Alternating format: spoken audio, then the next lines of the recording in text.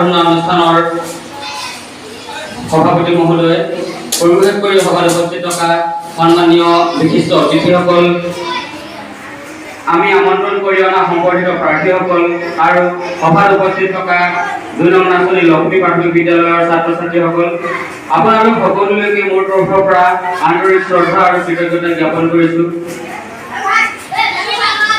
আমি ২ নং নাচনী জ্ঞানদীপ যুৱ সংঘ আৰু অংকুশ মইনাচৰাই আজি বহুত বছৰ ধৰি ২ নং নাচনী গাঁৱৰ যিসকল ছাত্ৰ ছাত্ৰীয়ে হাইস্কুল শিক্ষান্ত আৰু উচ্চতৰ মাধ্যমিক চূড়ান্ত পৰীক্ষাত সফলতাৰে উত্তীৰ্ণ হৈ নিজৰ লগতে অঞ্চললৈ যি গৌৰৱ কঢ়িয়াই আনে, সেই সকলোবিলাক ছাত্ৰ ছাত্ৰীকে আমি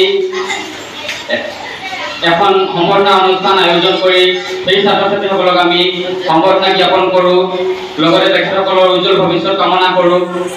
সেই উদ্দেশ্যে আমি 2024 বৰ্ষৰ সদ্য ঘোষিত হাইস্কুল শিক্ষান্ত আৰু চূড়ান্ত পৰীক্ষাত উত্তীৰ্ণ হোৱা ছাত্ৰ ছাত্ৰীসকলক আমি আমন্ত্ৰণ জনাই আজি এই সভাখনি আয়োজন কৰিছোঁ।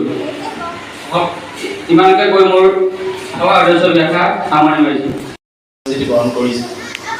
তো বিশ্ব পৰিৱেশ দিৱস আমি কেৱল গছ পুলি ৰোৱা এটা দিন বুলি ভাবি ল'লে ভুল কৰা হয়। আমি কিন্তু সজাগতা সেইখিনিতে দেখাওঁ, এটা বা দুটা গছ পুলি ৰোৱাৰ কথাখিনি আমি সেই দিনটোৰ কাৰণে অকল সজাগতাটো দেখাওঁ।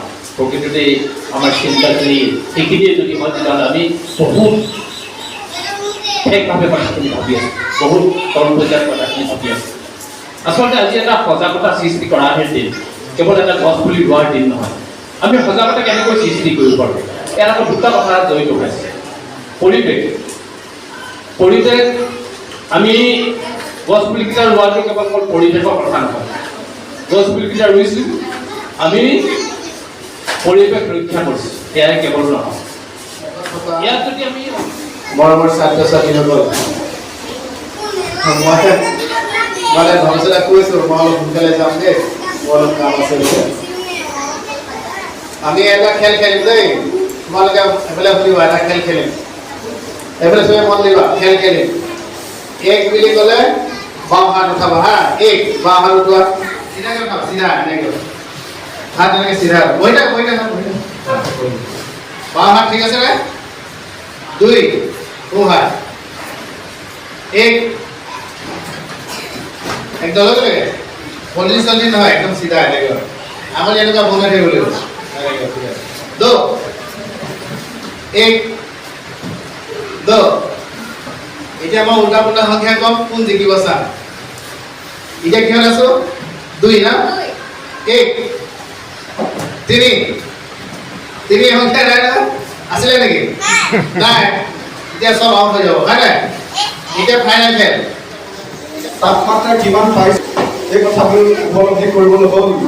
গতিকে মই এটা কথাই আমি আয়োজক সমিতিবিলাক এটা কথাই অনুৰোধ জনাব বিচাৰোঁ, বেছি কথা নকওঁ, যে আমি প্ৰত্যেক বছৰে গাঁওখনত যিকোনো এটা অনুষ্ঠান প্ৰতিষ্ঠান পাতোঁ।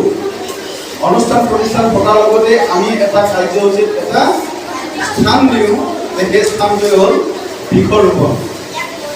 আমি এইটো কাৰণে ক'বলগীয়া হৈছে যে বৃক্ষৰোপণ অকল আমি 5 জুন তাৰিখে নহয়, আমি বছৰটোত প্ৰায় গছ ৰুই থাকোঁ, কিন্তু আমি এটা কাম নকৰোঁ যে সেই গছজোপা ৰোৱাৰ পিছত যদি প্ৰতিপালন হ'ব লাগে, সেই প্ৰতিপালনৰ ক্ষেত্ৰত আমি একেবাৰে অজ্ঞতা প্ৰকাশ কৰোঁ। মানে নাজানো গছজোপা ৰুই যোৱাৰ পিছত কিয়ে খালে, ছাগলীয়ে খালে নে গৰুৱে খালে, তাৰপিছত আমি কোনো খবৰ খাতি নোলোৱাকৈ থাকি যাওঁ। গতিকে আমি ভাবিছোঁ খুব চিনচিয়াৰিটি কামখিনি কৰিবৰ কাৰণে পৰিৱেশ দিৱসটো খুব চিনচিয়াৰিটি পাতিবৰ কাৰণে অকল পৰিৱেশ দিৱসৰ দিনাখন আমি সামৰি নথৈ আমি প্ৰত্যেক অনুষ্ঠান প্ৰতিষ্ঠানে যিটো গছ পুলি ৰুলোঁ, এটাই ৰুলোঁ বা 5টাই ৰুলোঁ বা 3টাই ৰুলোঁ বা 10টাই ৰুলোঁ, কোনো কথা নাই। আমি তাৰ গছজোপাৰ প্ৰতিপালন মূল কথা। কাৰণ আমি পৃথিৱীত যিদিনাখনৰ পৰা ভূমিষ্ঠ হৈছোঁ, পৃথিৱীত যিদিনাই আমি জন্ম হৈছোঁ, সেইদিনাৰ পৰা আমি এটা বস্তু খাই জীয়াই আছোঁ। কি খাই জীয়াই আছোঁ? আমি পানী খাই জীয়াই আছোঁ নেকি? আমি পৃথিৱীলৈ যিদিনাৰ পৰা আহিছোঁ, সেইদিনাৰ পৰা আমাক অক্সিজেন দৰকাৰ হৈছে। অক্সিজেন লৈ লৈ আমি জীয়াই আছোঁ। অক্সিজেন নহ'লে মানুহ জীৱকুলৰ মানে নিৰ্শেষ হৈ যাব। অক্সিজেন কোনে দিয়ে? অক্সিজেন গছ গছনিয়ে দিয়ে। গছ গছনি আমি সংৰক্ষণ কৰিব লাগিব নে নালাগে? গছ-গছনিক আমি জীয়াই ৰাখিব লাগিব নে নালাগে? আমি সেইকাৰণে কওঁ যে পৃথিৱীৰ পৰা বহু গছ-গছনি এতিয়া লুপ্ত পাইছে। আমি অসমতে বহু গছ-গছনি এতিয়া লুপ্ত হোৱা প্ৰায় দেখিছোঁ। যেনে আমাৰ মাজত তোমালোকে বৃক্ষৰোপণ নকৰিবা, কি কাৰণ নকৰিবা? তোমালোকে ৰোৱা পুলিকেইটা জীৱ জানো? যদি তুমি এটা পুলি জীয়াব নোৱাৰা, ৰুই পেলাই যদি জীয়াব নোৱাৰা, এটা ল'ৰা জন্ম দি মানুহে যেনেকৈ মাৰি পেলাই বা মৃত্যুমুখত ঠেলি দিয়ে, এনেকুৱা ধৰণৰ এটা হোৱাটো মানুহৰ হয়। তেতিয়া কিন্তু আমি গোটেই পুলিকেইটা ঘৰলৈ লৈ আহিব পাৰিম। এই কথাটো কিন্তু আমি মনোযোগ দিব লাগিব। আজি যোৱা বৰ্ষত বহু জীৱনজোৰা মানুহৰ মাটি উচ্ছেদ কৰি প্ৰশাসনে তথা চৰকাৰে বৃক্ষৰোপণৰ এটা কাৰ্যসূচী কৰিলে। প্ৰায় 1 লাখ মান পুলি ৰুলে। তাত কিন্তু কেইটা ৰুলে? আমি তেনেকুৱাবিলাক কথালৈ চিন্তা কৰিব লাগিব। আমি পুলিটো ৰুলে জীয়াব লাগিব। আৰু আমি পুলি কেনেকৈ ৰুব লাগিব? পুলি ৰোৱাৰ কৌশল আছে। আগৰ দিনৰ মানুহে এনে নকয় কিছুমান কথা। চপত ৰুব লাগে, যেতিয়া বাৰিষাৰ আগমন হয়, ফাগুনত যেতিয়া বাৰিষাৰ আগমন হয় তেতিয়া ৰুব লাগে। আৰু হ'ল কি, যেতিয়া অত্যাধিক বৰষুণৰ পৰা অকণমান সকাহ পাওঁ, প্ৰায় ভাদ বা আহিন, এই সময়খিনিতো আমি পুলি ৰোপণ কৰিব পাৰোঁ। তেতিয়াহে এজোপা গছে জীৱিতৰ ৰূপ পাওঁ। আমি সেই কথাটো লক্ষ্য কৰিব লাগিব। আৰু আমি গাঁত কেনেকৈ খান্দিম? গাঁত খান্দোতে সদায় ওপৰৰ মাটিখিনি এটা চাইডে থ'ব লাগিব আৰু তাৰ মাজৰ আৰু তলৰ মাটিখিনি 3টা চাইডে যদি আমি মাটি থ'ব পাৰোঁ, 3টা চাইডত সেই গাঁতৰ মাটিখিনি আমি ৰখাব লাগিব। প্ৰথমতে আমি কোনখিনি মাটি গাঁতটোত দিম? পুলিটো ৰোৱাৰ পাছত প্ৰথমতে দিম আমি একেবাৰে ওপৰৰ অংশ মাটিখিনি, তাৰ পাছত দিম মাজৰ অংশৰ মাটিখিনি, তাৰ পাছত দিম একেবাৰে তলৰ মাটিখিনি। কি কাৰণে দিম? তলৰ মাটিখিনিয়ে বৰ্তমান সময়ত নাইট্ৰজেন অথবা সূৰ্যৰ গৰমৰ নাইট্ৰজেন পাই এই গছজোপাত আহাৰ দিব পৰা এটা পৰিস্থিতি আছে।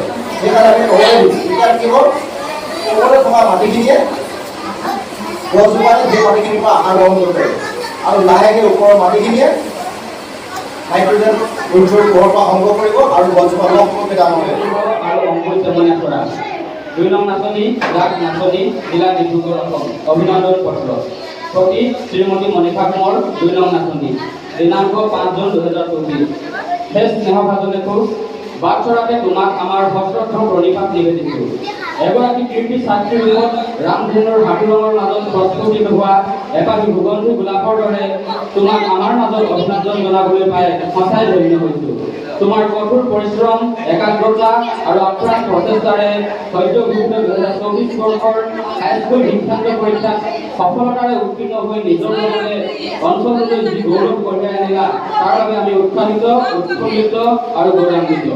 সেই আশাৰ প্ৰতীক সৃষ্টিশীল জগতখনত কৰ্মপ্ৰেৰণা, উৎসাহ আৰু ভৱিষ্যতৰ ৰঙীন সৌন্দৰ্যৰ স্বপ্নৰ বৰ্ণিল স্বপ্নৰ স্বাক্ষৰ বহন কৰি পোহৰাই তোলা তোমাৰ জীৱন। প্ৰবাহমান সময়ৰ গোৱাল নদীৰ সোঁতত সাঁতুৰি নাদুৰি দেখুৱাই দিয়া তোমাৰ ৰহস্যময় জ্ঞানৰ জ্যোতি। তোমাৰ আলোকতে আমিও হম আলোকিত।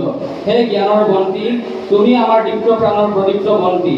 উচ্চ আদৰ্শ, উচ্চ চিন্তা মনত লৈ বাট বুলিলে তুমিও ৰাখিব পাৰিবা সংসাৰত ঐক্যৰ কীৰ্তি। জ্ঞান গভীৰতাৰ ৰহস্য ভেদ কৰি সফলতা অৰ্জন কৰি দিনক দিনে তুমি উন্নতিৰ পথত আগুৱাই যোৱা। মহাপুৰুষৰ চানেকিৰে বিকশিত হৈ উঠক তোমাৰ অযুত প্ৰতিভা। তাৰেই কামনাৰে তোমাৰ শুভাকাংক্ষী শ্ৰী ধৰ্মেশ্বৰ চৰা সভাপতি, শ্ৰী জীৱন গগৈ সম্পাদক, অংকুৰ চেমনীয়া চৰা, শ্ৰী বাবুল গগৈ সভাপতি, শ্ৰী ফিৰোজ গগৈ সম্পাদক, জ্ঞানদীপ যুৱ সংঘ।